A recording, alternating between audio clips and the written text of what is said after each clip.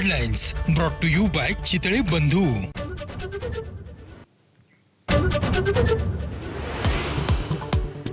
मुंबईमध्ये मुसळधार पावसाचं आगमन. किंग सर्कल परिसरामधील रस्ते जलमय. नालासोपारा भागामध्ये सुद्धा सखल भागात पाणी साचलं. ठाण्यामध्ये वाहतुकीवर परिणाम. नांदेडच्या मुखेडमध्ये ढगफुटी सदृश पाऊस. संपूर्ण जिल्ह्यामध्ये पूर परिस्थिती. एसडीआरएफच्या पथकाकडून बचाव कार्य सुरू.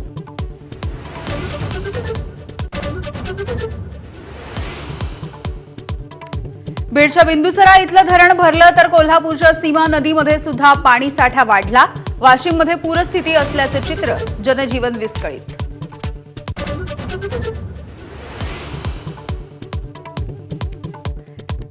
एनडीएकडून उपराष्ट्रपती पदासाठी सीपी राधाकृष्णन यांना उमेदवारी. भाजप राष्ट्रीय अध्यक्ष जेपी नड्डा यांची घोषणा.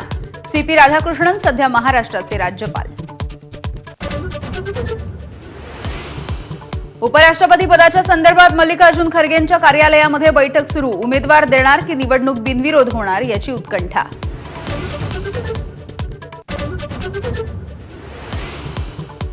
मुख्य निवडणूक आयुक्तांवरती विरोधकांची नाराजी. महाभियोग आणण्याची तयारी करत असल्याची सूत्रांची माहिती.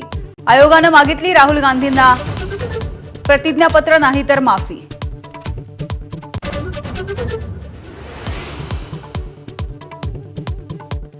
विधानसभा निवडणुकीच्या वैधतेवरती आज सर्वोच्च न्यायालयामध्ये सुनावणी. प्रकाश आंबेडकर यांनी दिले निवडणुकीच्या वैधतेला आव्हान. संध्याकाळी 6 नंतरच्या 76 लाख मतदानावर आंबेडकरांचा आक्षेप.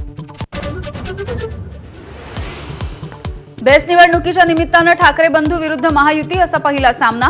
पैसे वाटप होत असल्याचा मनसेच्या संदीप देशपांडेंचा आरोप. प्रसाद लाड यांचं प्रत्युत्तर.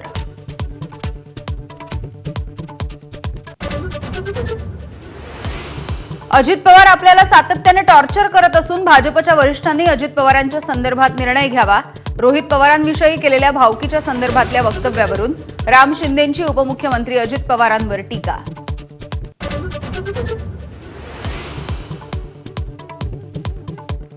जलसंपदा विभागाच्या 154 एकरपैकी 30 एकर जागा अविनाश भोसलेंच्या कंपनीला देण्याचा शेतकरी संघाचा निर्णय. जलसंपदा विभाग पुनर्विचार करणार असल्याची सूत्रांची माहिती. श्रीमंत रघुजी भोसले यांची ऐतिहासिक तलवार आज मुंबईमध्ये येणार. आशिष शेलार पु ल देशपांडे कला अकादमीकडे तलवार नेणार.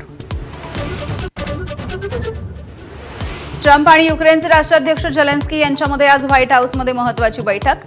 5 देशांचे प्रमुख, नाटोचे सरचिटणीस आणि युरोपीय महासंघाचे आयुक्त सहभागी होणार.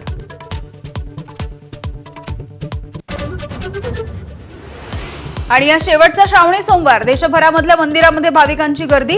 काशी भीमाशंकरसह अनेक मंदिरं गजबजली.